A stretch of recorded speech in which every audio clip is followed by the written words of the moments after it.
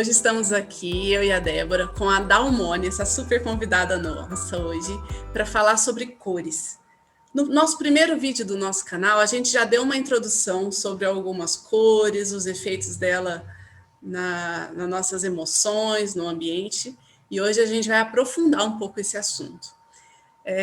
Já naquele vídeo a gente falou da importância de fazer testes de cores nas paredes até que se chegue no tom ideal. Quase sempre é necessário experimentar cores diferentes, tons diferentes, para chegar no que a gente gostaria, né? E para te ajudar a ir na direção certa, né? A minimizar, a encontrar a forma de evitar os erros que cometeu nos primeiros testes e já escolher o tom mais aproximado do que a gente espera, é importante conhecer um pouco mais a fundo sobre essas cores, sobre toda a teoria que engloba esse campo do conhecimento. E a Dalmone é uma super especialista do assunto e tenho certeza que vai contribuir muito com isso tudo. Para ter outro assunto assim que a gente é importante dizer, que a importância das cores é tão imprescindível no momento de uma construção, que a cor, por exemplo, que você coloca na fachada do edifício interfere até na eficiência energética dessa construção. Por exemplo, se você coloca uma cor mais escura, ela vai estar absorvendo a luz do sol, trazendo um pouco mais de calor para dentro da edificação. Se você coloca uma cor mais clara, ela vai refletir essa luz do sol, deixando uma construção mais fresca. Dependendo do clima onde você está, é importante pensar nessas cores até como esse conforto térmico. Débora, fala mais um pouquinho sobre isso para a gente introduzir aí e passar a bola para a Dalmone. Olá! Então, a gente começou a falar um pouquinho sobre cores. Se vocês já escolheram uma cor principal, agora está na hora da gente pensar o que a gente vai colocar junto. Então, se a gente pensa num ambiente mais monocromático, você fala um tom sobre tom. Você está falando de valor tonal. É algo que a Dalmone pode ensinar muito para a gente, muito. Agora, se você fala de trazer, de repente, de trabalhar um contraste maior, um interesse visual diferente, você fala de alguma cor complementar. É isso que eu estou falando, por exemplo, você escolheu uma cor para a parede e você quer escolher o sofá, você quer escolher outras coisas ali, você precisa saber se aquele ambiente vai ser de um jeito, de outro, qual que é o resultado que você quer. Tá? Então, isso é muito interessante de pensar. E também tem a questão das cores quentes e das cores frias. A gente, hoje em dia, gosta muito de cinza, né? Enfim, a gente está caminhando aí, tem muitos cinzas, tem milhões de cinzas. Mas você já pensou que o cinza ele funciona de uma forma quando ele está próximo a uma cor quente e ele funciona de outra forma quando ele está próximo de uma cor fria? Pois é, né? Coisas para se pensar. E coisas para a Dalmone ensinar muito para a gente. A Dalmone é uma artista plástica, lá do Ateliê Ziriguidum. Adoro esse nome, Dalmone. Acho o máximo. E ela é uma delícia de pessoa de conversar, e a gente estava esperando ansiosa aqui para fazer uma conversa com ela, um bate-papo com ela. Dalmone, todo seu. Eu que agradeço o convite. Eu vou mostrar aqui uma tabela de cores para a gente entender sobre o que eu vou dizer. Eu tenho aqui uma tabela, e essa tabela está mostrando para a gente o quê? Aqui em cima, eu tenho várias cores, todas elas muito esbranquiçadas. Porque, se você observar aqui, eu tenho uma tabela de cinzas. Eu tenho do branco ao preto e eu tenho vários cinzas. Então, a gente costuma dizer que essas cores são altas ou claras e essas cores são escuras ou baixas. Um quarto de bebê não costuma ter muito erro. Por quê? Porque a gente trabalha com valores tonais altos. Então, o quarto de bebê costuma ter amarelinho, aquilo que a gente chama de amarelinho, verdinho, azulinho, lilazes, rosas. os laranjas, que a gente chama de salmão. Quando a gente vai descendo isso, ou seja, a cor está com menos branco, né? Então, se eu tenho um amarelo, até eu chegar no branco, eu tenho 1, 2, 3, 4 pulos para chegar aqui. Mas, em contrapartida, se eu tiver aqui um vermelho, eu vou ter 1, 2, 3, 4, 5, 6, 7, 8. Então, eu vou precisar de muito mais branco para chegar nessa cor, porque o vermelho é uma cor de valor tonal baixa. O valor tonal é a correspondência da cor no cinza. Então, se nós tirássemos aqui uma fotografia disso, dessa tabela, em cinza, nós veríamos aqui vários cinzas muito escuros, aqui cinzas menos escuros, aqui cinzas médios, aqui cinzas médio claro, e aqui cinzas médio claro claro, e aqui os cinzas claros. Então, quando eu tenho um violáceo, um roxo mais azulado, eu vou precisar de muito mais branco para deixar ele alto.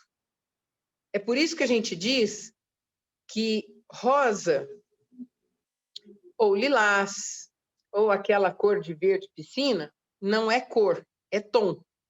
Porque não é a cor pura, é uma cor que eu tive que incorporar nela o branco, para eu conseguir esses tons de rosa, ou esses tons de lilazes. Eu tenho rosas mais alaranjados, eu tenho rosas mais avermelhados, eu tenho rosas mais violáceos, eu tenho aqui um azul, né, que vai me dar um branco, né, diferente desse outro tom de azul, que vai me dar outro tom claro de azul, ou outro tom verde de azul. Então, a cor, ela se altera por adicção de branco. Eu posso adicionar o branco, como eu também posso adicionar o preto. Mas eu também posso adicionar cores. Então, quando eu tenho esse verde e eu adiciono a ele esse amarelo, eu tenho esse verde aqui, que seria um intermediário dessas duas cores.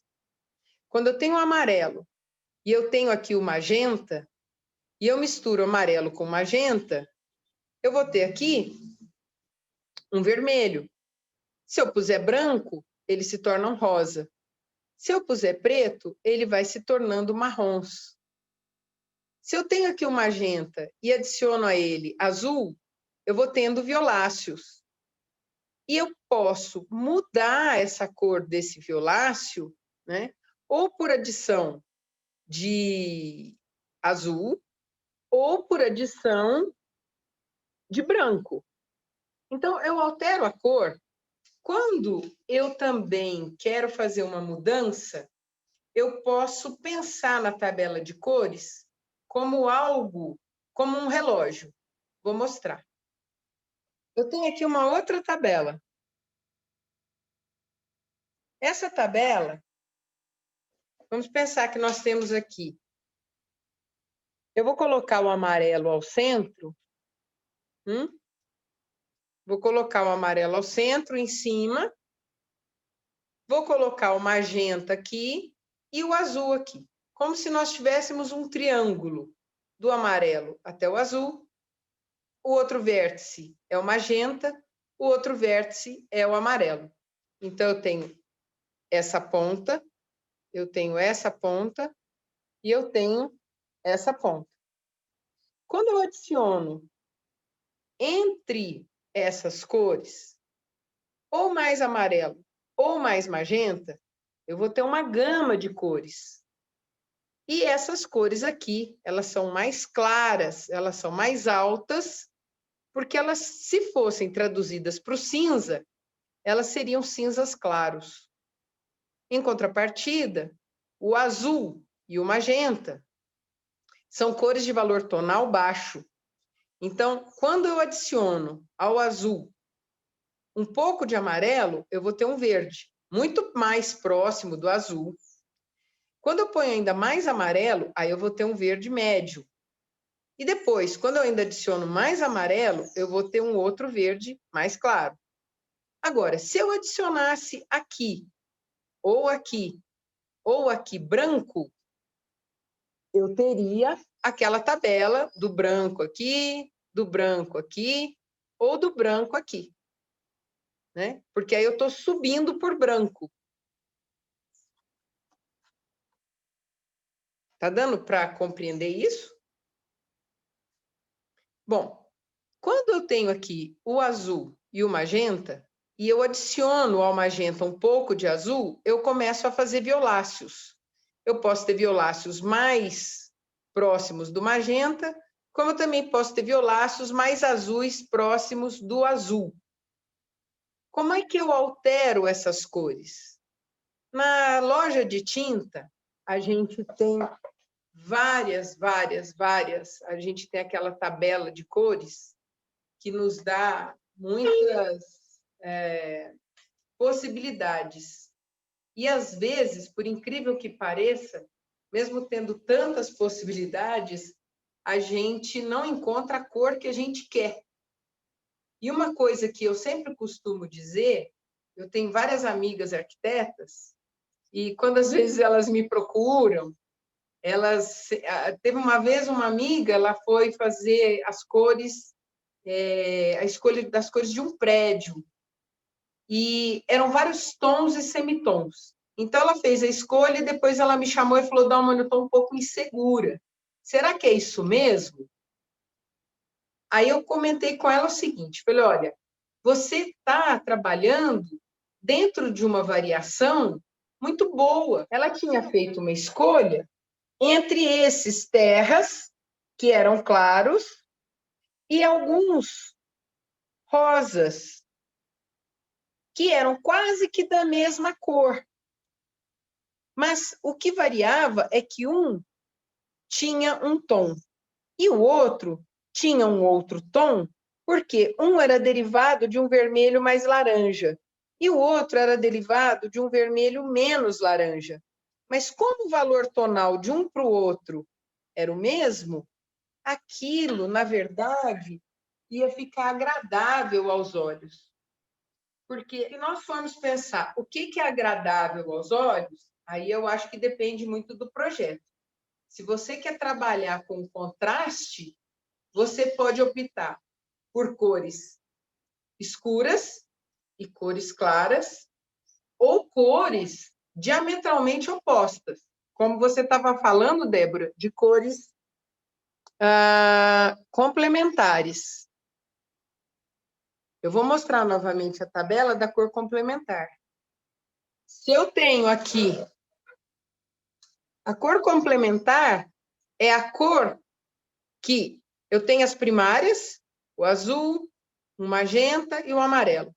A complementar é aquela mangueira, estação primeira de mangueira.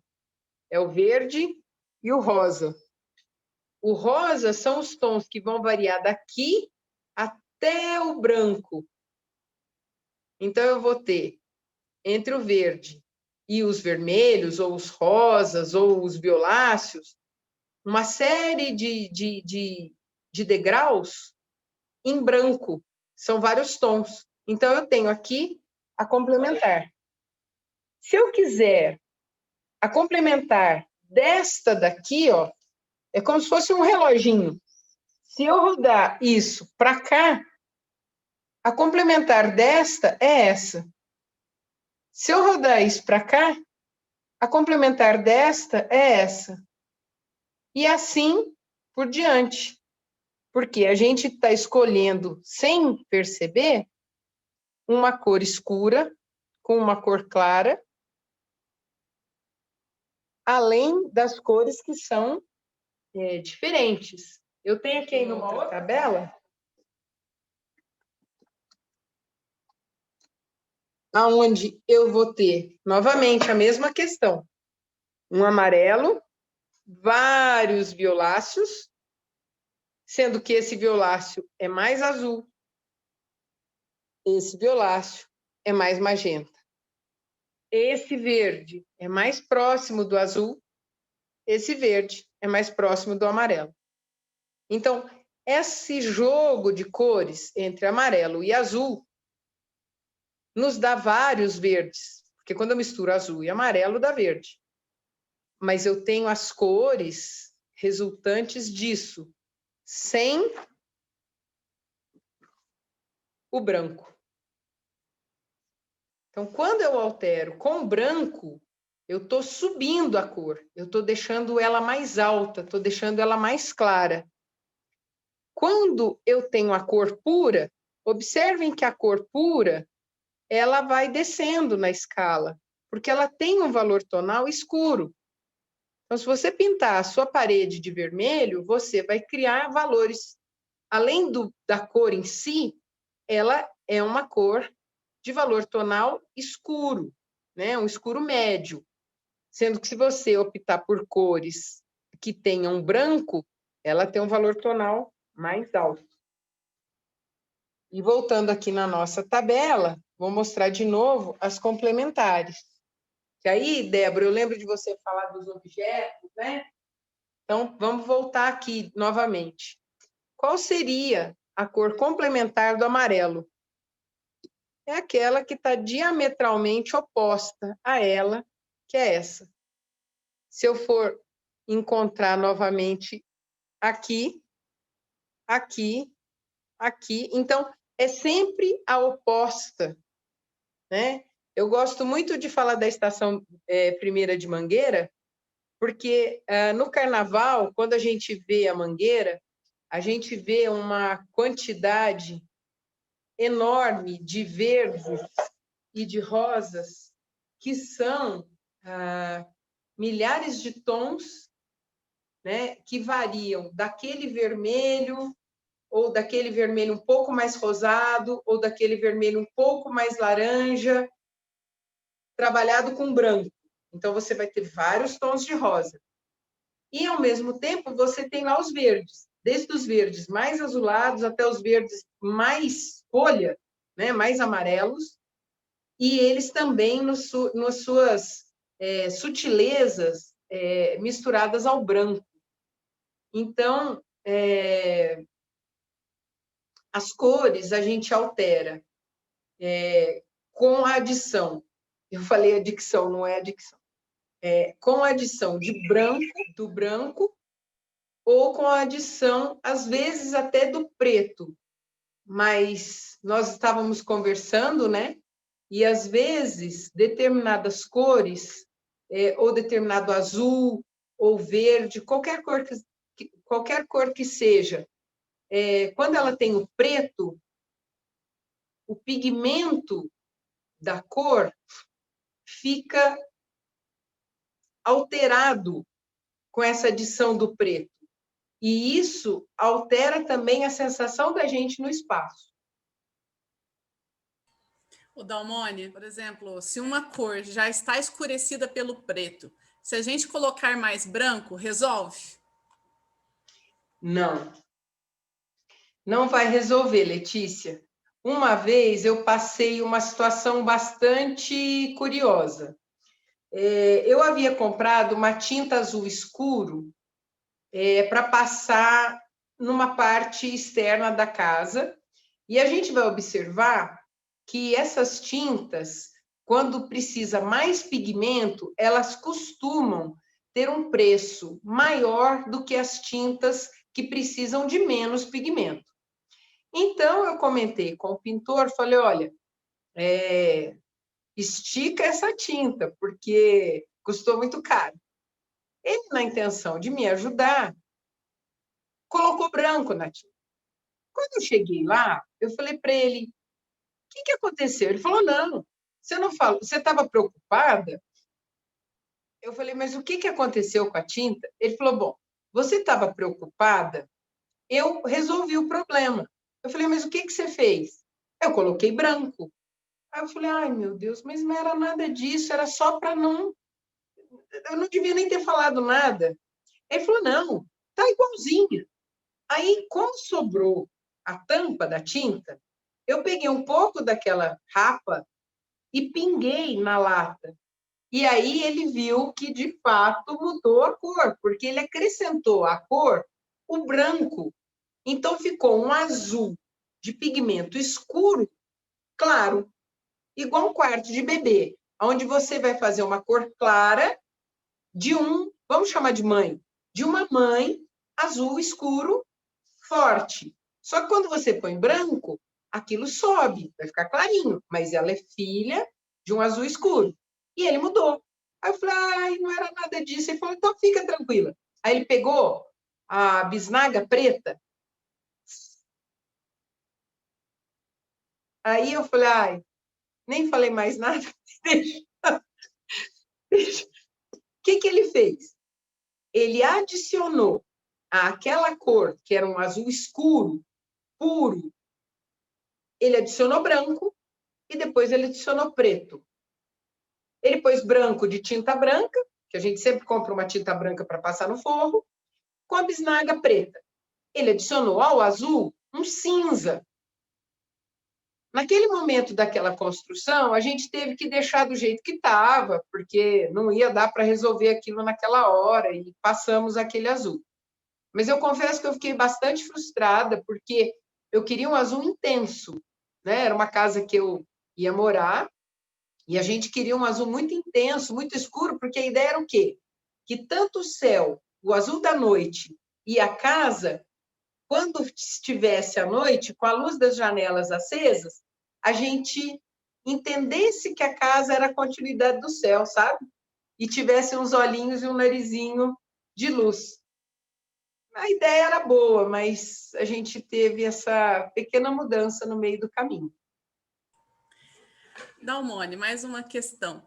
Por exemplo, então, quando a gente pega um catálogo de tinta dessas self-colors, né, de qualquer marca que se tenha, em cada paleta dessa, por exemplo, a gente vai ter uma variação desses tons que vão indo para o branco. É isso? E aí você vai variando para mais amarelos ou mais azuis, vai variando a cor conforme isso vai sendo passado. Mas em cada paletinha dessa, você vai ter essa variação do branco, né, que você disse. Isso mesmo, Letícia. Se a gente observar essa tabela, essa paleta de cores, a gente vai ver que eles têm uma cor no final, mais perto embaixo. Às vezes, a gente vai ver ela acrescida de um escuro, que pode ter sido feito ou por adição de verde, ou por adição de azul, ou por adição de violeta, ou por adição de preto, ou por adição de sépia, que é a cor de café. Então, a gente vai ver que mais para baixo é sempre ela escurecida, ou ela mesma.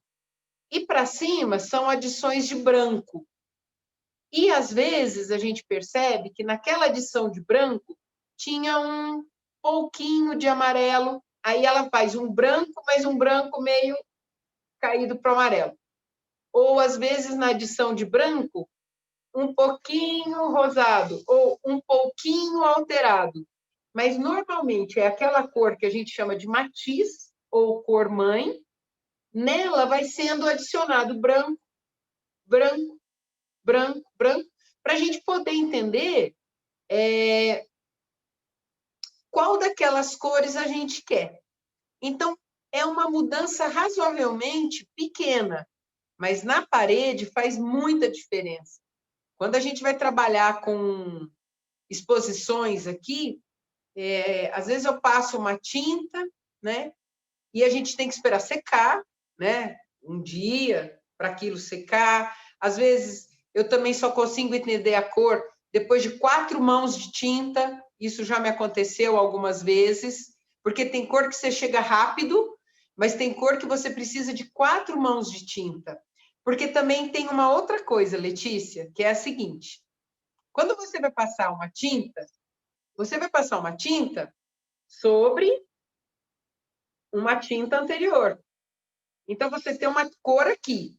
Aí você vai passar essa cor. Você vai ver essa cor sobre essa. Então, às vezes, você precisa de 4 mãos para você deixar de ver a cor que está por trás da cor que você está passando. Isso é um fato que a gente não tem como negar. A gente tem que lidar com isso. Então, a cor que você escolher para sua parede, ela às vezes vai precisar de 4 camadas para chegar na cor que você viu lá na tabela, né? Então, às vezes a gente passa a cor, fica meio apavorado e fala, ai, meu Deus, acho que não era. Não é. É a cor que estava anteriormente e que ainda está refletindo, como se fosse uma certa transparência, ela ainda reflete na cor que você colocou. E Dalmone, você que está fazendo suas exposições aí no ateliê sempre, você trabalha muito com a iluminação sobre esses painéis de cores, né? E aí, me fala um pouco sobre qual que é a interferência dessa iluminação nas cores, que aí eu acho que aprofunda ainda mais esse conhecimento. Essa é uma pergunta chave para tudo. Porque vamos pensar uma coisa. Todo cômodo tem uma janela, ou a maioria dos cômodos tem uma janela. Essa janela recebe luz. O lustre, a lâmpada que você usa, também emite luz. Então, muitas vezes, quando a gente pinta um quarto, você vai ver que, embora você tenha usado a mesma lata de tinta para o cômodo todo, tem uma parede que é mais escura e tem uma parede que é mais clara. Muito provavelmente, mais clara é aquela por onde incide a luz do sol e mais escura é aquela que não recebeu essa luz solar. Além disso, as lâmpadas refletem a sua cor. E aí eu chamei o Antônio Lucas para mostrar para a gente o caso de um painel que foi pintado aqui no ateliê para receber uma exposição. Vamos lá ver o que o Antônio comentou. Então eu chamei o meu sobrinho para falar sobre esse fenômeno, o fenômeno da cor. Nós temos aqui, por incrível que pareça, 2 painéis pintados com a mesma tinta. Mas por que é que a gente não vê a mesma cor? Por que, Antônio? Temos 2 quadros com a mesma cor, com tons de luz diferentes. Neste quadro, temos um tom amarelado e nesse, um tom azulado. O que você sente quando vê este quadro, esse tom de luz? E este aqui? Eu vejo neste quadro e sinto uma cor amarelada, mais quente e até sinto um pouco de calor quando vejo. E neste aqui, eu sinto frio, vejo o azul e parece realmente frio, mas na verdade não, temos só apenas 2 tons de luz diferentes. E o que você sente? Então, a gente acabou de ver, é quase que inacreditável, mas os 2 painéis foram pintados com a mesma tinta. E de fato, eu coloquei um spot de luz amarela e um spot de luz fria, né? Que dá um azulado e um amarelado. E a gente vê 2 cores completamente diferentes. Então, a questão da iluminação, a luz projetada na cor, altera a cor. Na verdade, são 2 lâmpadas brancas, uma mais quente e a outra mais fria, né? É o branco que está sendo jogado ali, mas com uma temperatura de cor diferente, que vai falar um pouco do que é cor fria e cor quente, né? É essa sensação de luz, né? Porque assim, imagina que a gente está numa sala e a gente tem uma cor de parede e você falou de mais uma cor, né? Que seria essa cor complementar. E quando a gente precisa jogar 2 cores a mais ou 3 cores a mais, né? Dentro daquele círculo, mais ou menos qual que seria a ideia para as pessoas, quem quiser fazer uma sala assim mais vibrante e tal, o que ela poderia pensar dentro disso? Bom, eu tenho aqui as cores frias, que seria desde um amarelo mais... no caso, esse amarelo aqui, ó, este amarelo, ele é um amarelo bem citrino. Esse é um amarelo que eu diria que ele é um amarelo mais frio, sendo que esse amarelo é um amarelo mais gema, mais ovo de galinha caipira. Então, quando eu trabalho com essas cores, do amarelo, passando pelo azul, e os violáceos, eu vou ter cores frias. Se eu quiser o inverso, eu tenho aqui as cores quentes, que eu vou ter o magenta, eu vou ter os violáceos quentes, que são o quê? Os violáceos que são mais para o vermelho do que para o azul.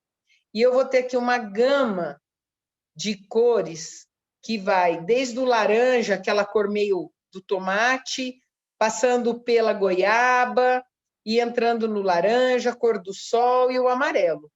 Então, vocês podem fazer aquele jogo, né? Eu estava prestando atenção na conversa de vocês, quando eu ouço vocês dizerem que eu teria uma sala onde talvez tivesse uma determinada cor e os móveis podem compor na questão de cores frias ou na questão de cores quentes. E uma coisa que pode acontecer também é você pensar que se você escolhesse aqui, né? Vamos pensar cores médias, né? Nem tão claras, olha lá o quarto de bebê, nem tão escuras, onde a gente quase às vezes nem enxerga nada, né? Porque tudo fica muito escuro. Mas a gente pode usar, por exemplo, um magenta escuro e usar a complementar do vermelho, é o verde, não é? Então, eu posso usar um vermelho escuro com verde escuro, que são as complementares. Na indústria têxtil, quando você vai ver a chita não tem essa coisa equalizada. A chita é um vermelhão com amarelão, com verdão, com azulão. E quando você tem determinados tecidos, eles vão trabalhar com feixe de cor, pensando um magenta, um verde escurecido, um azul dentro desse tom, um violáceo dentro desse tom. Então, às vezes, você também pode trabalhar com as cores quentes e frias. Se elas estiverem todas rebaixadas, é uma forma de você conjugar a diferença. Você segura o tom, você mantém tudo escuro e pode usar essa questão ou de frio e quente ou das complementares, né?